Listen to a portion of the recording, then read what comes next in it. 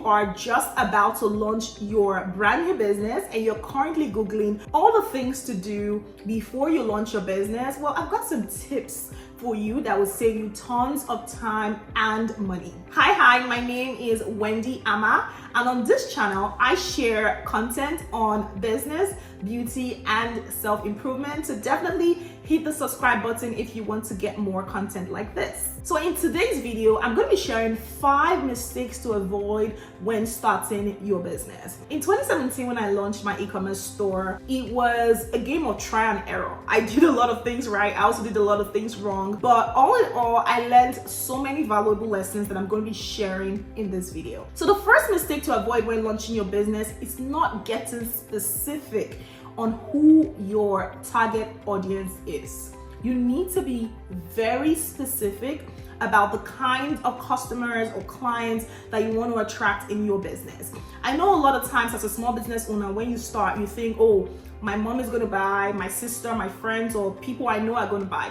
They are probably your customers, but they are probably not your customers. So I don't want to set you up for disappointment, because a lot of conversations I have with some business owners is that, oh, my friends don't patronize me, and my family members don't patronize me. But most times they might not be your target audience. One thing I learned as a business owner is not taking things too personally and not, being so emotional. So when building a business, you definitely want to be very logical, very tactical, and think through the whole process. So when trying to niche down and when trying to really get specific on your target audience, you need to ask yourself, this product I'm creating or selling, who is it going to be for? So if you're selling products tailored towards moms, what kinds of moms do you want to sell your products to? Are we talking vegan moms?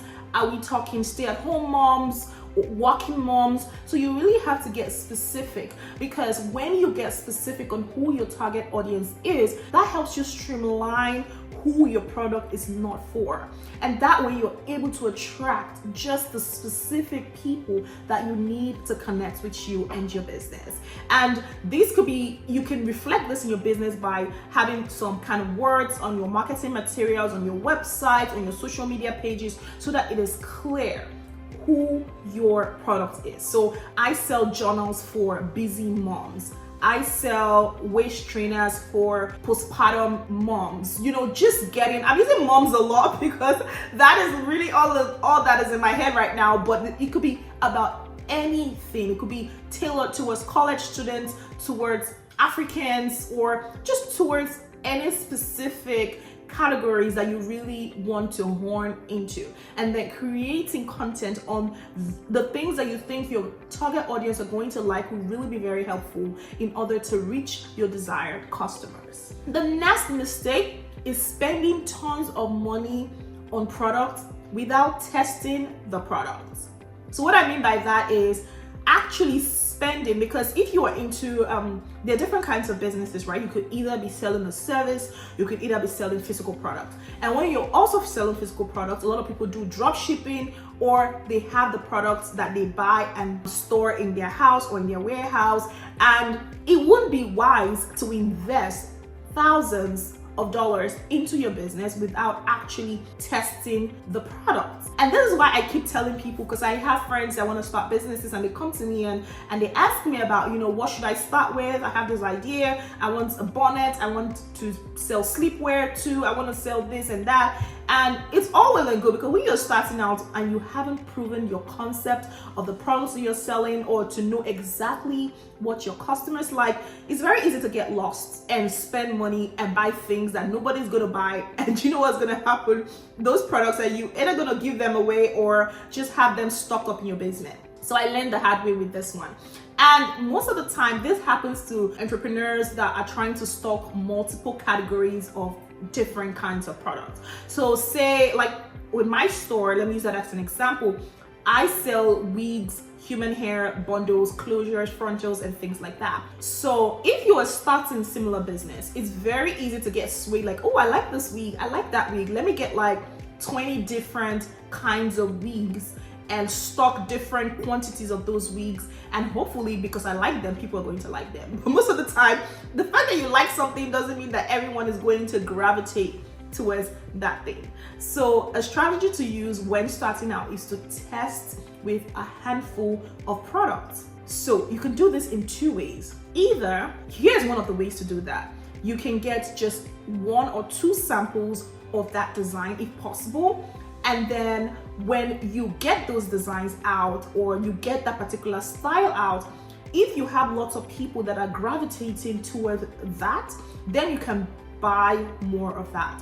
Or if maybe nobody wants to buy that particular design, then you discontinue it, and you don't have to stock a lot of products that people are not going to buy. So that is one that you really need to hone in on: testing your product, testing your market, and seeing exactly what your customers like. So the third thing I'm going to talk about in this video is something that would save you tons of time, and that is thinking that social media equals marketing. And for some people, they want to start a business, or they think all they need to do is let me go start an Instagram page, or let me go start a Facebook page, or be on TikTok and be on all of these different platforms, because that is how I'm going to sell my product.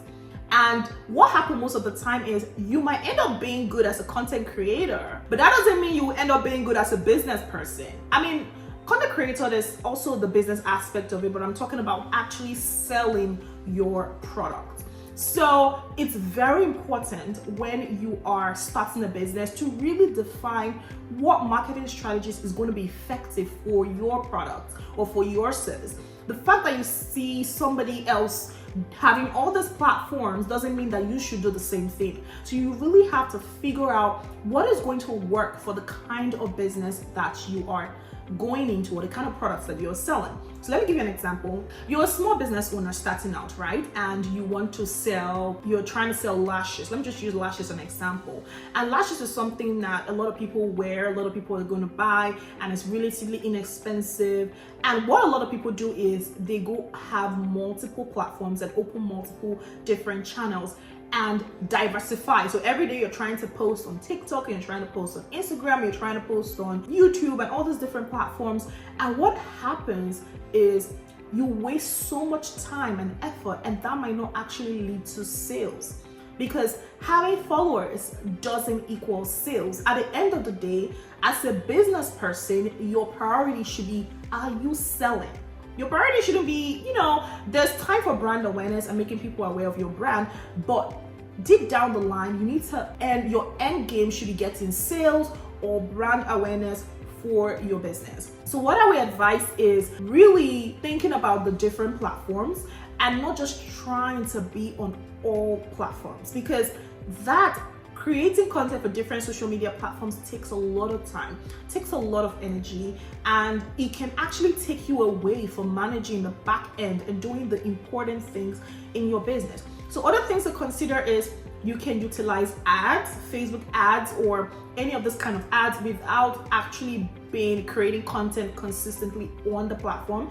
Another thing to do is you can start with one platform. So most times we try to spread ourselves thin by being on all those different platforms, and you are comparing your new brand with really established brands out there.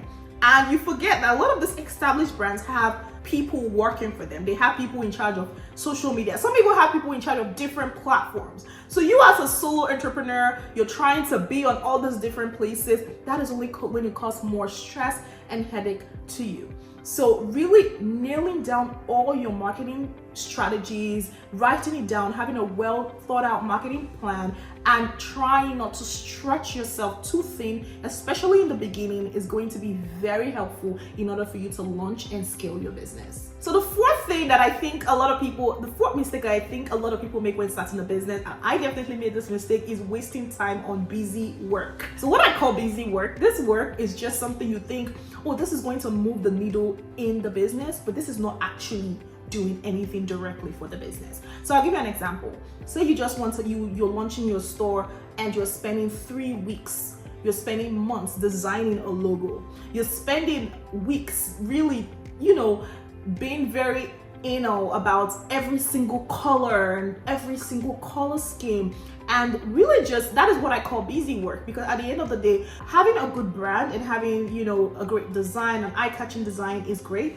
But in the beginning, don't spend a lot of time trying to perfect the color, trying to perfect this. At the end of the day, if you launch the business and everything is going well, you can always relaunch. You can always redesign your marketing strategies down the line. You can always rebrand. There are other things that you can do down the line. So in the beginning, and I'm talking about this in the beginning, before you launch, you do not have to waste hours, months, weeks thinking about the perfect logo, the perfect design, the perfect website, the perfect that. While you should give some thought to that and have a mind of where you want your brand to get to. But in the beginning, it's all about starting where you are and then walking along the process and continuous improvement. Because as a business, you should be constantly, even as human beings, we're constantly striving to be better, constantly striving to improve.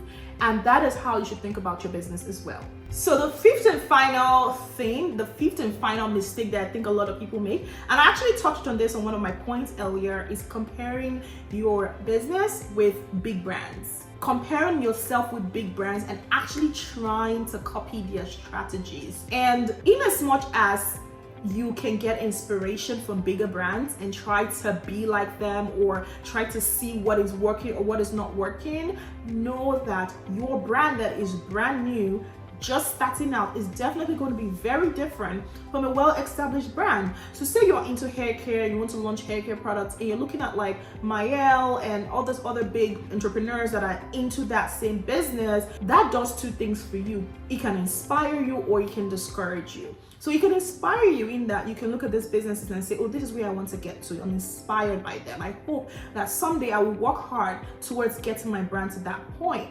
And another thing it can do is it can discourage you because you're looking at your point A and comparing it with their point Z, and you're like, oh, why am I not getting this much sales? Why am I not getting this much traction? Look at all the comments on their page. I'm literally posting the same thing that they're posting and it's different. So you need to find your creative edge. You need to find your creative advantage. What differentiates you from all the other brands out there? Because like we all know, nothing is new under the sun. Everybody is pretty much doing the same thing. Everybody's pretty much coming up with the same business ideas. Even if there's a little variation, is most of the things that people are doing have been done before, except like really new innovations. So you have to think about what can be different about my brand that is not out there yet. How can I bring my own uniqueness, my own unique advantage into my brand and draw inspirations from bigger brands without actually trying to compete with them or without actually trying to copy every single strategy